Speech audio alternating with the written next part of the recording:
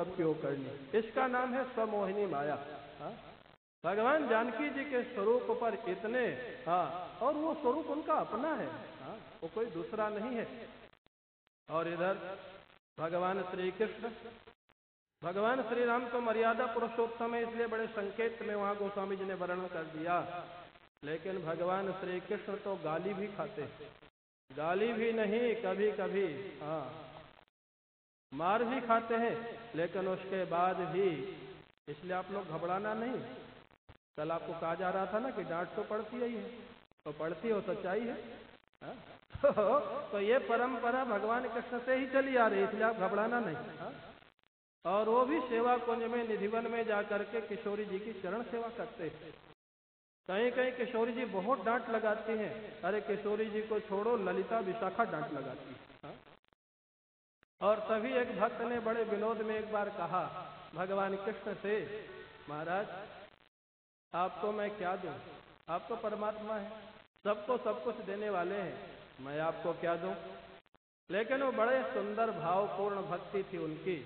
उन्होंने कहा, रत्नाकरस्तव गृहम गृहिणी च पद्मा, आपका निवास स्थान है जहाँ रत्न निकलते हैं, समुद्र क्षीर सागर में भगवान रहते। आपकी पत्नी है लक्ष्मी जी, किम देयमस्ति भवते जगदीश्वराय, जिसकी पत्नी लक्ष्मी है, रत्नों के सागर में जिसका निवास है, उसको मैं क्या दूं, सोना दूं, चांदी दूं, भोग लगाऊं, क्या दूं, अन्नपूर्णा जिनकी सेवा में रहती, क्या दूं। बोले अब पता लग गया, एक चीज आपके पास नहीं है, एक चीज नहीं है। भगवान को बड़ा आश्चर्य हुआ, मेरे पास क्या नहीं है। वो भक्त मुस्कुराता है, भक्त कहता है, राधा गृहीत मन से अमन से चतुभ्यम, आपके पास आपका मन नहीं है। बोले मेरा मन मेरे पास नहीं है, कहाँ गया। बोले राधा रानी चुरा ले गई। ये है स्वमोहिनी माया, राधा गृहीत मन से अमन से चतुभ्यम। और कितना सुंदर भाव है। तब वो भक्त कहता है, आपका मन राधा रानी ले गई है ना, आपका मन आपके पास नहीं है, तो दत्तम मया निज मनः तदिदम गृहाण, मैं आपको अपना मन दे देता हूँ, मेरे मन से आप अपना काम चला लीजिएगा, आपका मन तो राधा रानी के पास है। ये है स्वमोहिनी माया। तो माया माया माया कह करके परेशान नहीं होना चाहिए। माया के 3 रूप हैं, स्वमोहिनी माया है, स्वजन मोहिनी माया है, अरे ये भी एक माया का ही विस्तार है जो यहाँ हो रहा है। ये स्वजन मोहिनी माया है जो सबको मोहित किए हुए है।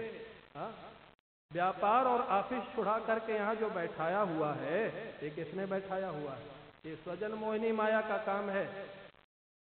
क्यों गोविंद हरि जी, दिल्ली से यहाँ आप आए हैं, आपके सुपुत्र आए हैं, राजा राम जी बैठे हैं और सब लोग बैठे हैं, ये कोई ना कोई माया तो है ना। लेकिन ये वो माया नहीं है जो फंसाती है, ये वो माया है जो छुड़ाती है। ये भी एक माया है, इसका नाम है स्वजन मोहिनी माया। अपने भक्तों के साथ लीला करने के लिए भगवान जिस माया का प्रयोग करते हैं, उस माया को बोलते हैं स्वजन मोहिनी माया। कहाँ कहाँ किया। बोले यशोदा मैया जब भगवान ने मिट्टी खा ली, भगवान कृष्ण ने मिट्टी खा ली, और मिट्टी खाने के बाद ग्वाल वालों ने शिकायत कर दी यशोदा मैया से, मैया मैया आज कन्हैया ने मिट्टी खाई है। देखो कितना बचपना। जिस कन्हैया के बिना ग्वाल बाल रह नहीं सकते थे, आज उस कन्हैया को डांट पड़े इसका प्रयास कर रहे। बचपना, बाल लीला। जैसे कन्हैया ने मिट्टी खाई, सारे ग्वाल बाल बलराम जी के साथ जाकर के मैया को बोल दिए कन्हैया ने मिट्टी खाई, और मैया नाराज हो गई। मक्खन खावे तब तक तो ठीक है, नुकसान नहीं करेगा, मिट्टी खाएगा स्वास्थ्य खराब हो जाएगा।